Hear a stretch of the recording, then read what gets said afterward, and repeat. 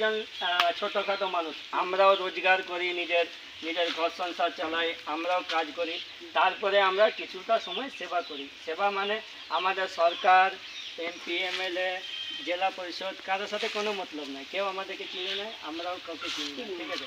আমরা শুধু তোমাদের মতন মানুষের পাশে দাঁড়াই, যারা নিঃস্বার্থভাবে, আমাদের এখানে কোনো স্বার্থ নেই, যারা অসুবিধায় পড়ে আছে তাদের আমরা পাশে দাঁড়াই।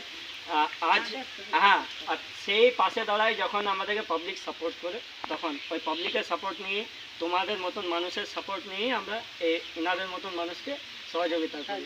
তো আপনাদের ভালোবাসা, আপনাদের আশীর্বাদ কামনা করি, আমাদের আর কিছু দরকার নেই। আমাদেরকে সবসময় এইভাবেই, আজকেও এইরকম পাবেন, কাল হয়তো 10 বছর পরেও এরকমই কোনো গ্রামে কোনো মানুষের সেবা করতে পাবেন। আর কিছু আমাদের পরিচয় নেই, আমাদের পরিচয় হচ্ছে সবার সেবা, আর কিছু আমাদের কোনো লেনদেন।